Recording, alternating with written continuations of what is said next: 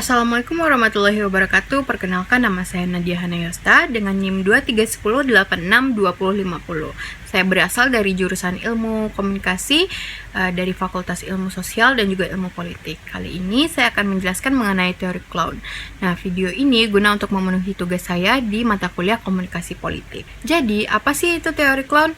Nah, teori clown ini menjelaskan bagaimana seseorang menggunakan humor atau tingkah laku konyol untuk membuat persona seperti badut, yang mana sebagai strategi untuk menarik perhatian, membangun citra tertentu, atau menghindari sebuah kritik.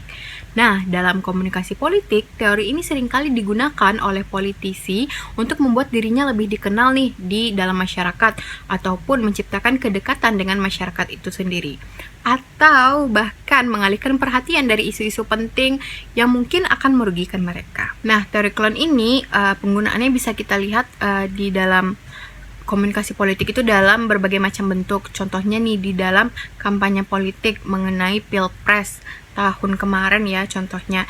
Nah, teori ini tuh bisa dilihat nih dari berbagai bentuk. Salah satunya adalah ketika beberapa kandidat itu menggunakan humor dalam pidato ataupun debat mereka yang guna untuk mencairkan suasana dan juga menarik perhatian publik.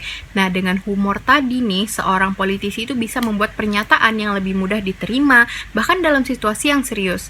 Nah, selain itu, humor ini juga sering dimanfaatkan di dalam media sosial, terutama dalam bentuk meme politik, yang mana bisa menjadi propaganda ataupun membangun citra kandidat, serta bisa juga untuk nih menyerang lawan politik dengan cara yang lebih ringan ataupun menghibur. Jadi kayak sarkasme secara halus gitu.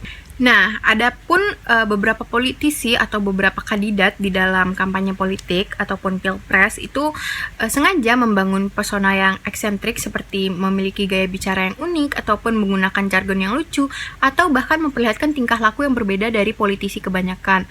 Nah, hal ini itu dilakukan agar mereka itu lebih mudah diingat dan juga lebih menarik di mata pemilih, terutama nih di era digital di mana kampanye itu harus menyesuaikan diri dengan budaya media sosial. Nah, bahkan nih ketika seorang politisi itu nantinya menghadapi kritik ataupun kontroversi, yang mana mereka bisa menggunakan teori clown ini atau menggunakan humor tadi untuk meredam serangan ataupun menghindari diskusi yang serius, yang mana hal ini nantinya mungkin bakal merugikan mereka. Namun, meskipun strategi ini bisa sangat efektif dalam menarik perhatian dan juga membuat kandidat itu tampak lebih dekat dengan rakyat, ada juga resikonya.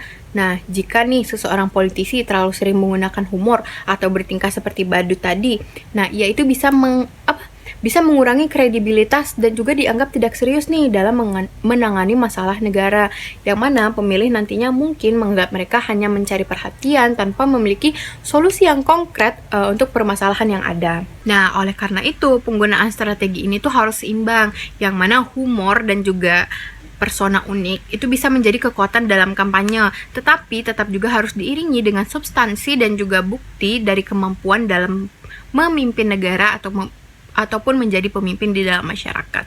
Nah, jika tidak, strategi ini justru bisa merugikan dan juga membuat publik itu kehilangan kepercayaan terhadap kandidat tersebut.